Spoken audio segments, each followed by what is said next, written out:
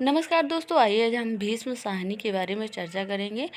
तो भीष्म साहनी रावलपिंडी पाकिस्तान में जन्मे भीष्म साहनी आधुनिक हिंदी साहित्य के प्रमुख स्तंभों में से थे। 1937 ईस्वी में लाहौर गवर्नमेंट कॉलेज लाहौर से अंग्रेजी साहित्य में एमए करने के बाद साहनी ने 1948 में पंजाब विश्वविद्यालय से पीएचडी की उपाधि हासिल की। भारत पाकिस्तान विभाजन के पूर्व अवैतनिक शिक्षक होने के साथ साथ वे व्यापार भी करते थे। विभाजन के बाद उन्होंने भारत आकर समाचार पत्रों में लिखने का काम किया। बाद में भारतीय जन नाट्य संघ से जा मिले। इसके पश्चात अम्बाला और अमृतसर में भी अध्यापक रहने के बाद दिल्ली विश्वविद्यालय में साहित्य के प्रोफेसर बने।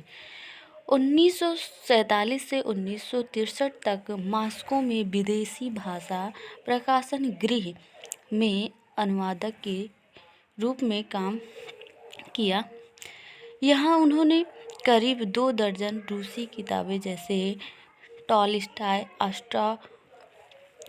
आस्ट्रोवस्की इत्यादि लेखकों के किताबों का हिंदी में रूपांतर किया। 1965 से 1967 तक 2 सालों में उन्होंने नई कहानियाँ नामक पत्रिका का संपादन किया। वे प्रगतिशील लेखक संघ और अफ्रो एशियाई लेखक संघ से भी जुड़े रहे। 1993 से 97 तक वे साहित्य अकादमी के कार्यकारी समिति के सदस्य रहे। उनका जन्म 8 अगस्त 1915 ईस्वी में रावलपिंडी पाकिस्तान में जन्मे। उनकी मृत्यु 11 जुलाई 2003 ईस्वी में दिल्ली में हुआ। उनका व्यवसाय था लेखक, नाटककार, अभिनेता, सामाजिक कार्यकर्ता थे। ये भारतीय थे। भीष्म साहनी को हिंदी साहित्य में प्रेमचंद की परंपरा का अग्रणी लेखक माना जाता है। वे मानवीय मूल्यों के लिए हिमायती रहे और उन्होंने विचारधारा को अपने ऊपर कभी हावी नहीं होने दिया। वामपंथी विचारधारा के साथ जुड़े होने के साथ साथ वे मानवीय मूल्यों को कभी आंखों से ओझल नहीं करते थे।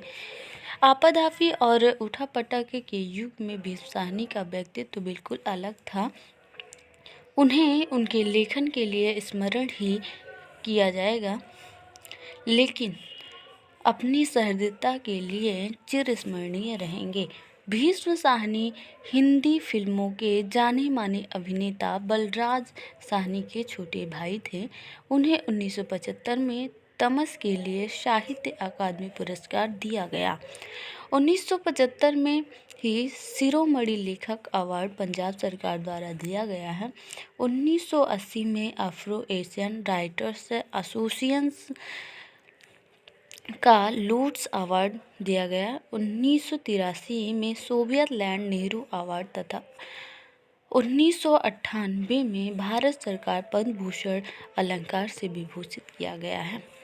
उनके उपन्यास तमस पर 1986 ईस्वी में एक फिल्म का निर्माण भी किया गया है। तो अब हम उनके प्रमुख रचनाओं के बारे में चर्चा करेंगे। तो उनकी प्रमुख रचनाएं हैं, पहले हम उपन्यास देखेंगे। उपन्यास में उनके झरोखे, तमस, बसंती, मयादास की माड़ी, कुंतो, नीलू, नीलिमा, नीलोफर आदि।